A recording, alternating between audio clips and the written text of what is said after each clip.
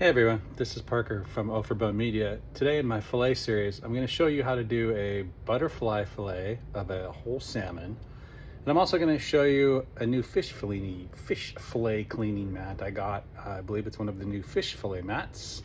And we'll take a look and see how that does as well. So you've probably seen this mat advertised a lot on social media. This is the fillet away mat.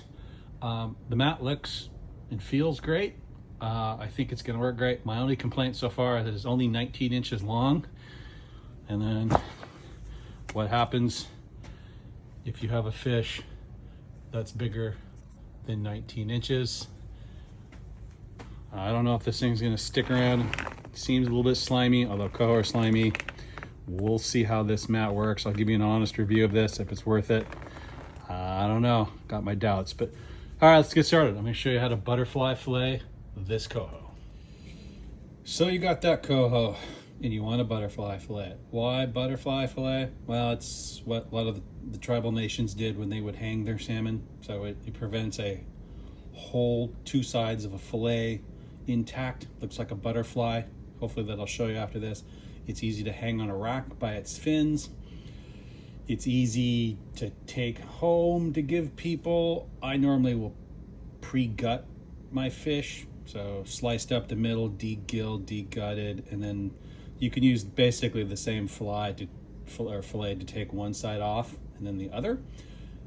There's no right or wrong. I'm just gonna go ahead and show you how to do it in case you want to do it or have ever wanted to know how to do it. I'm not very good at it, or I'm not an expert, so this is just more of an educational how-to, or maybe it's how not to do it.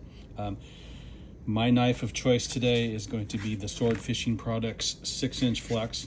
I think this is an all-around perfect knife for most coho type salmon of this size.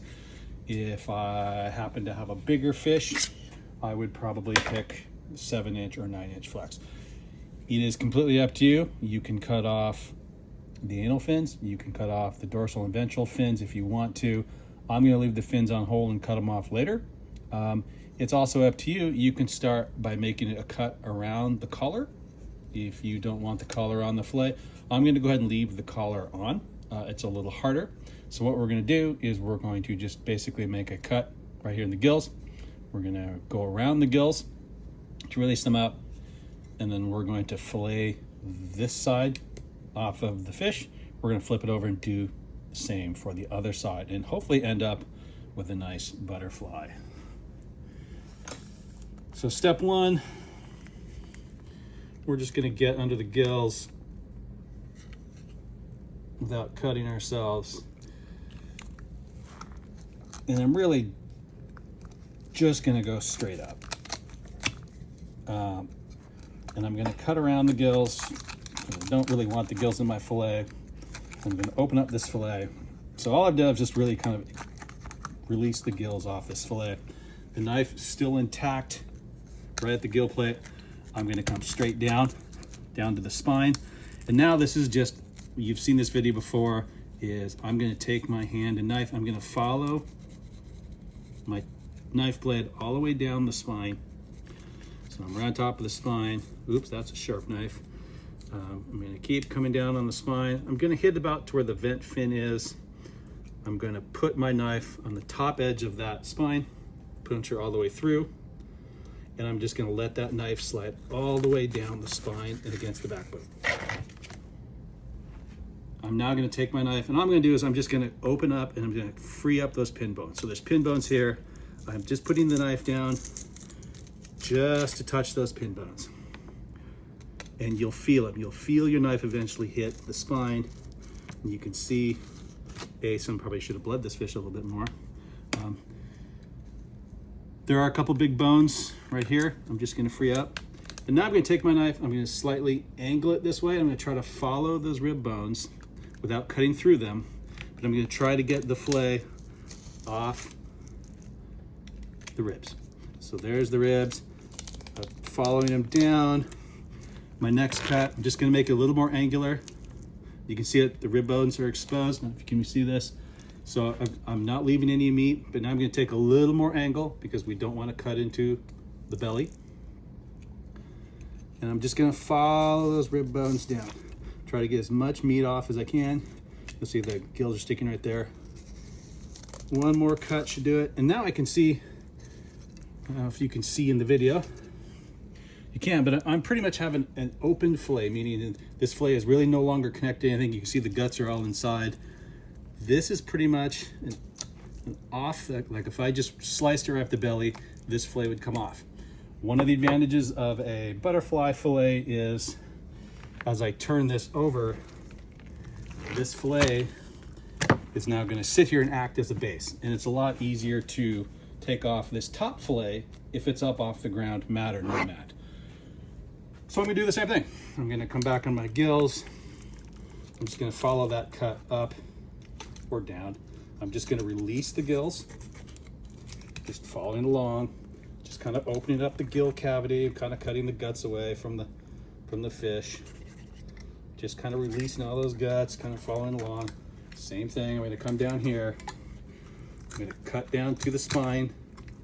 And again, I'm going to back my knife off.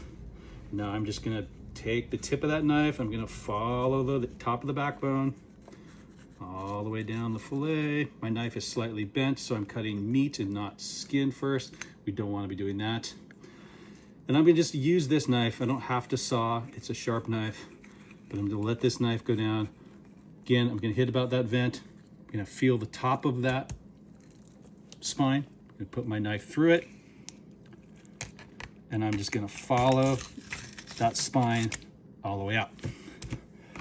And now I'm going to repeat on this side the same thing. I'm going to take my knife. I'm going to just feel down to that spine.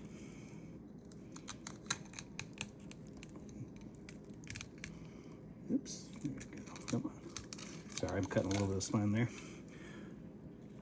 And you can feel it, and you can kind of hear it that I've hit the spine, releasing some pin bones, trying to get as much meat as off that body as I can. Here again, there's a couple big bones right here. I'm just going to free these up just a little bit. There, you can kind of feel it go through. Oops, I'm sliding a little bit on this mat. Again, knife pointed down a little bit, and I'm going to start to follow. Come on. Follow those fillets down. Follow those rib bones down the body. One more cut. My knife is coming up. I'm trying to leave as much meat as I can. Oops, I got a little bit of belly there. And so now we've opened this up. Oops. There's a little bit of gut still here. We'll just kind of trim that off. You'll see you've got one little connector piece, like right there, that we can connect. And if you did it all right, we're going to take Mr. Nasty Carcass away here.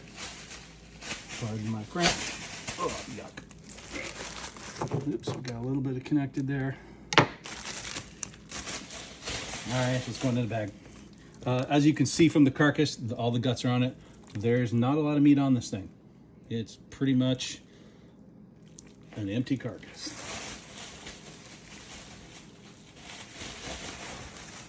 What that leaves you with, minus this bloody fish that somebody didn't bleed that well, is a fillet that, presuming you had, that's not too much blood actually, it's more gut blood than anything else. That if you can see it, it is now a butterfly, and if I tilt this up, you can see now it is very easy and manageable fillet. It's all in one piece. You can hang it, you can do whatever, you can fold it up. Remember, don't rinse your fish. Don't ever rinse a fish. You can wipe it down with paper towels. Rinsing a fish starts the decay process. So all those people you see rinsing fish on fillet tables, yuck. Your fish is already, as soon as you do that, your fish is starting to rot already. So then you can come here and clean this up, do whatever you need to do. But that is, in short, how to butterfly fillet a salmon. What do I think of this mat? It certainly looks a lot less shorter when the head's off, but I don't know, it's pretty slimy. Honestly, I would still go get the Home Depot green mat. You're like, what's the Home Depot green mat?